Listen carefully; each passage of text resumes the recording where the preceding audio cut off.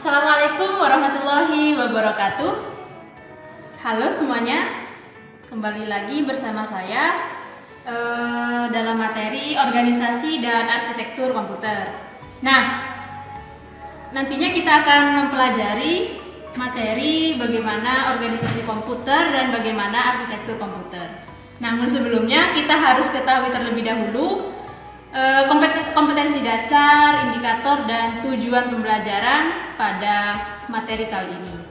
Berikut adalah kompetensi dasar, indikator, dan tujuan pembelajaran.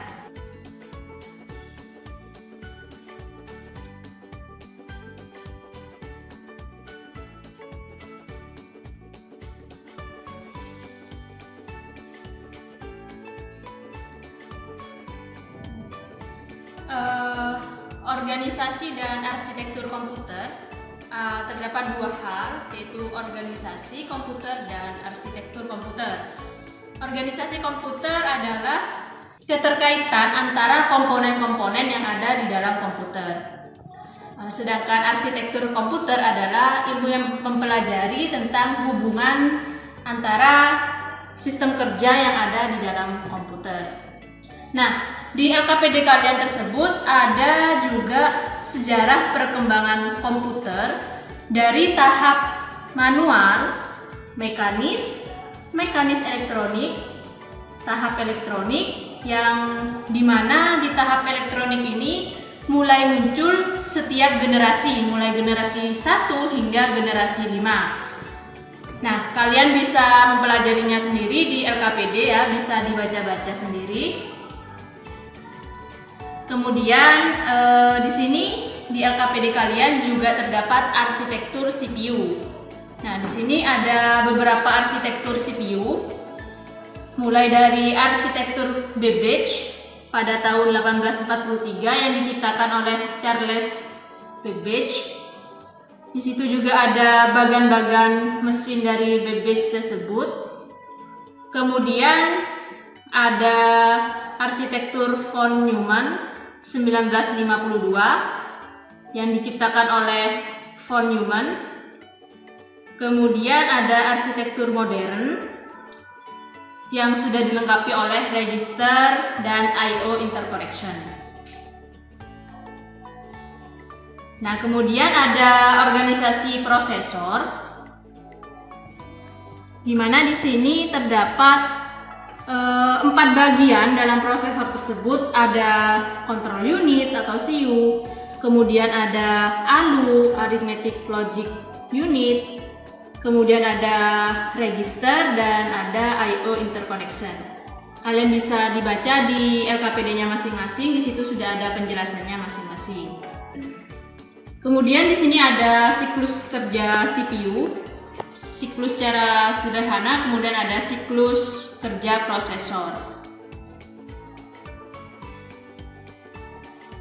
Nah, terdapat beberapa siklus dalam kerja CPU tersebut. Ada yang namanya fetching, yaitu pengambilan data dari memori ke CPU. Kemudian ada yang namanya decoding, artinya menerjemahkan instruksi yang diterima dari CPU. Kemudian ada executing, yang artinya mengeksekusi proses-proses.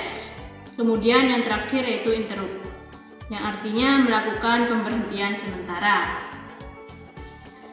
Kemudian ada struktur interkoneksi bus. Di situ sudah jelas ya, ada struktur-strukturnya, bisa dipelajari sendiri ya. Kemudian ada struktur hierarki bus, jenis-jenis bus, dan metode yang diperlukan dalam menyalurkan data. Ada metode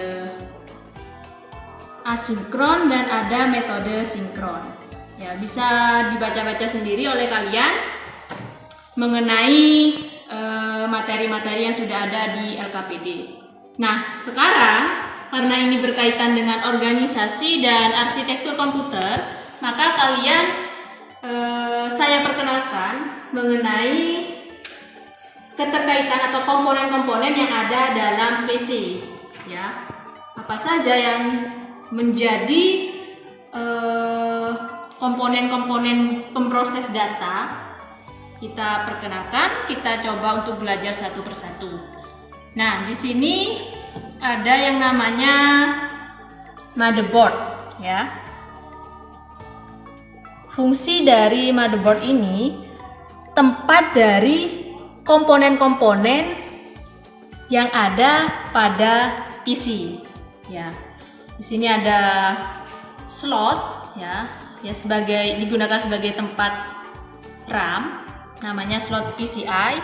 Di sini ada tempat prosesor ya.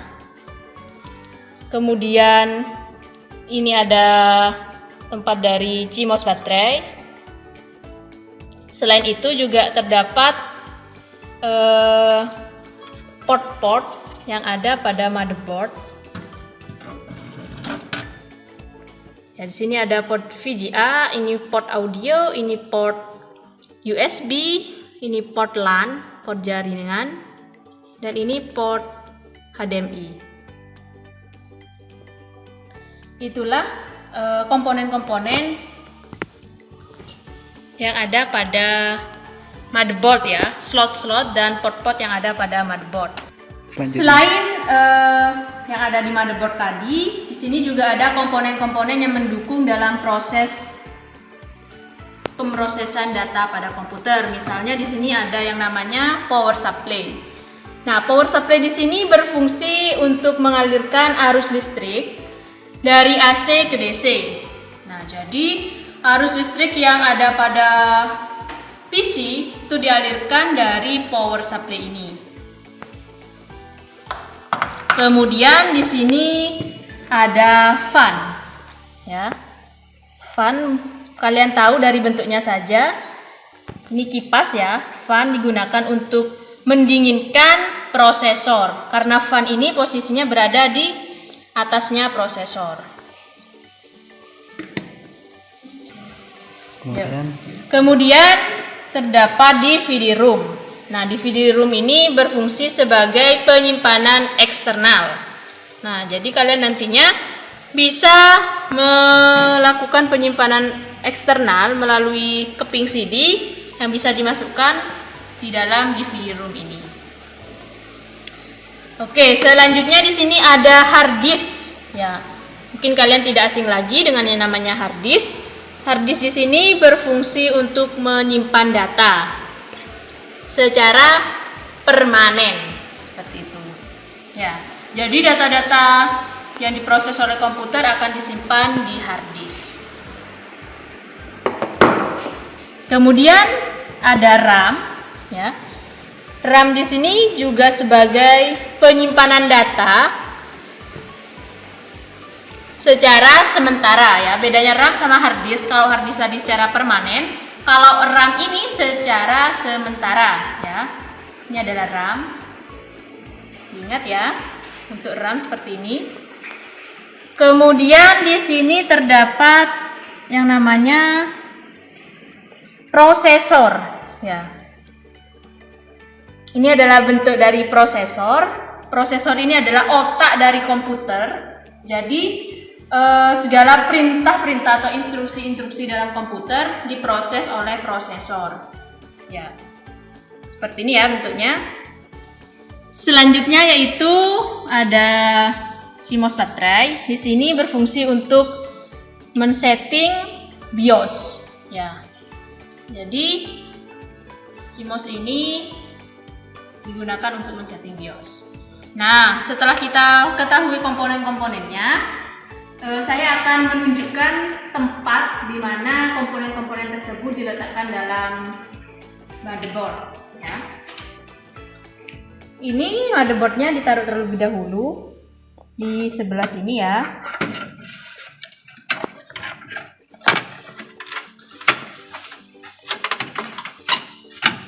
Nah, disesuaikan dengan port yang ada di sebelah luar. Di sini disesuaikan. Nah, seperti ini.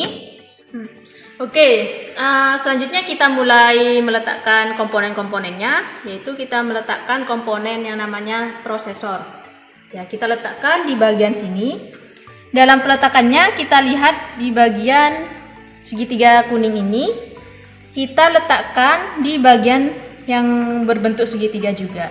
Kita buka terlebih dahulu ininya, tempatnya, tutup dari prosesornya. Ini. Nah, ini segitiga kita letakkan sama dengan segitiga ini. Jadi kita letakkan seperti ini. Nah, kemudian kita tutup kembali tempat dari prosesor tersebut. Seperti ini. Selanjutnya kita letakkan fan ya, karena fan ini berada di atas prosesor. Kita letakkan fan. Ingat di sini ada 4 mur. Di sini juga ada tempat dari mur tersebut ya. Kita paskan murnya ya. Kita paskan.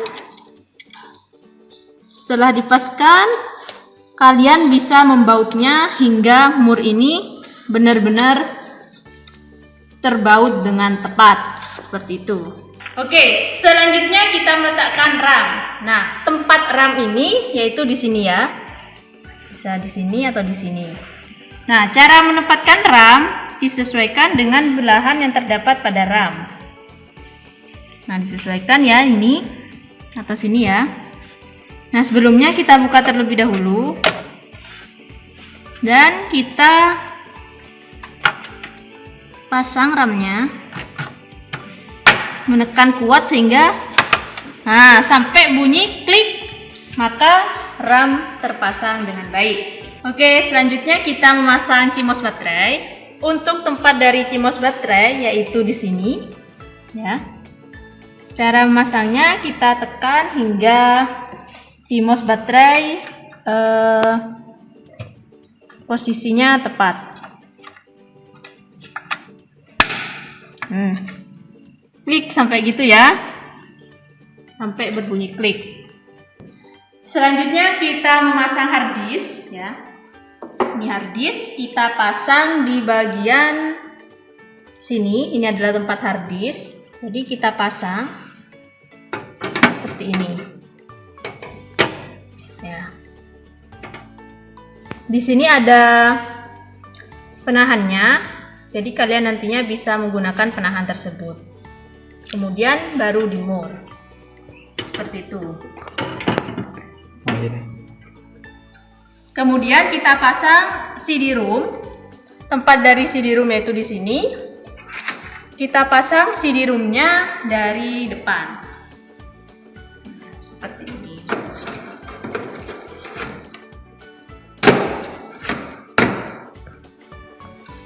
Seperti ini. Memasang CD-ROM-nya.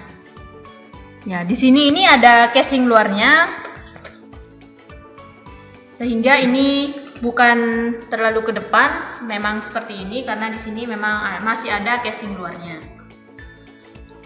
Kemudian kita pasang power supply-nya. Untuk posisi power supply yaitu di sini, ya. Kita pasang seperti ini.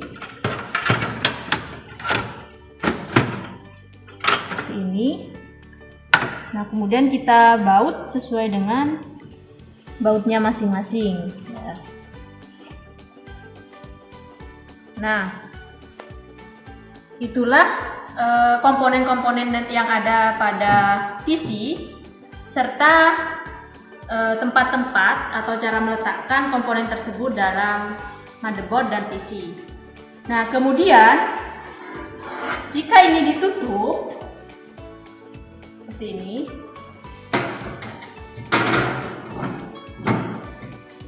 ini semua namanya casing ya.